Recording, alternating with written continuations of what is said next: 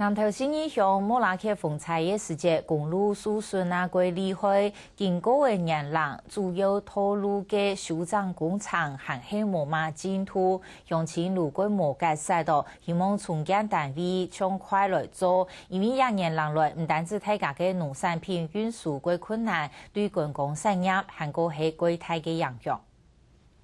山区基路这些联络道还没有。 施工完成，为了了解新义乡灾后重建的进度，莫拉克风采灾后重建委员会认真，特别召集相关单位到新义乡工作做工作汇报。我地方人士对灾后公路重建速度太慢，非常不满。有这条路对地方来讲是几年的经济命脉。我唔知呢公路橋浪位呢條路啊呢，會變到俩，吼。 很忙有通查呢，哈！呢地方哈，对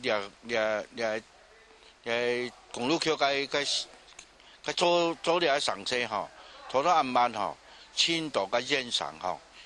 除了产业的运输之外，连接当地地名景点东部vận產一條59線，也都很猛漲，難怪地方人士會見怪人。針對這種情形，重建會表示，呢條路嘅相關復建工程應當作進行。 預計半夜底是會翻新。因為呢條路嘛，那冇修好呢，青島嘅遊客哦，當強到，我唔嚟呢東埔咧食溫泉啊，哦，也影響也地方嘅受驗哈。那因為它是一個鋼構的橋梁，這個有關鋼構的部分在工廠裡面生產的哈，那我們。